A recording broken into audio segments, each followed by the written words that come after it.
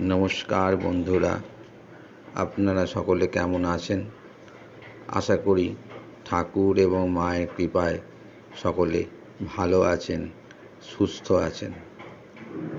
আজকে আমরা ঠাকুর শ্রী রামকৃষ্ণদেব ব্যাকুলতা প্রসঙ্গে কি বলেছিলেন সেই বিষয়ে একটু জেনে নেব। তিনি বলছেন, কথাটা এই, ঈশ্বরকে ভালোবাসতে হবে।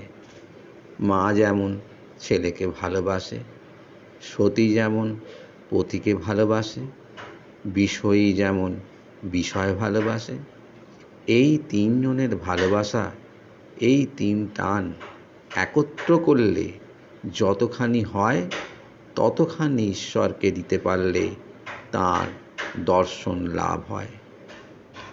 খুব ব্যাকুল হয়ে কাঁদলে তাকে দেখা যায়। মা ছেলের জন্য এক ঘটি কাঁদে, টাকার জন্য লোকে কেঁদে ভাসিয়ে দেয়, কিন্তু ঈশ্বরের জন্য কে কাঁদছে?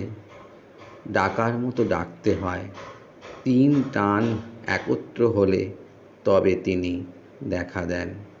বিষয়ীর বিষয়ের ওপর, মায়ের সন্তানের ওপর, আর সতীর পতির ওপর টান। এই তিন টান যদি কারো একসঙ্গে হয়, সেই জোরে ঈশ্বরকে লাভ করতে পারে। ঈশ্বরকে যে আন্তরিক জানতে চাইবে তারই হবেই হবে। যে ব্যাকুলতায় ঈশ্বর বই আর কিছু চায় না, তারই হবে। ঝাঁপ দিলেই হবে। অরুণোদয় হলে পূর্ব দিকে লাল হয়, তখন বোঝা যায় যে সূর্যোদয়ের আর দেরি নাই। যতক্ষণ ছেলে চুষি নিয়ে ভুলে থাকে, মা রান্না বান্না বাড়ির সব কাজ করে। ছেলের যখন চুষি আর ভালো লাগে না, চুষি ফেলে চিৎকার করে কাঁদে, তখন মা ভাতের হাঁড়ি নামিয়ে দূর করে এসে ছেলেকে কোলে লয়। অভ্যাসযোগ প্রসঙ্গে ঠাকুর শ্রী রামকৃষ্ণ বলছেন, রোজ তাকে ডাকা অভ্যাস করতে হয়, একদিনে হয় না। রোজ ডাকতে ডাকতে ব্যাকুলতা আসে। কেবল রাত দিন বিষয়কর্ম করলে ব্যাকুলতা কেমন করে আসবে? মার কাছে ব্যাকুল হয়ে ডাকো, তার দর্শন হলে বিষয়রস শুকিয়ে যাবে। কামিনী কাঞ্চনে আসক্তি সব দূরে চলে যাবে। আপনার মা বোধ থাকলে এক্ষুনি হয়। তিনি তো ধর্মমা নন, আপনারই মা।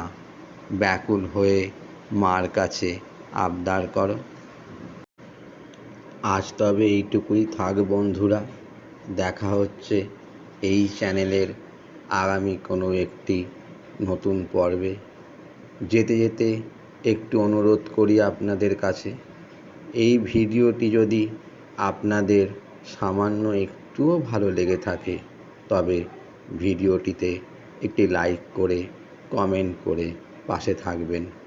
সম্ভব হলে আপনার পরিচিত বন্ধুবান্ধব এবং আত্মীয় স্বজনদের মধ্যে শেয়ার করে দেবেন। এই ধরনের আরও ভিডিও পেতে চ্যানেলটিকে দয়া করে সাবস্ক্রাইব করে রাখুন। নমস্কার, ধন্যবাদ।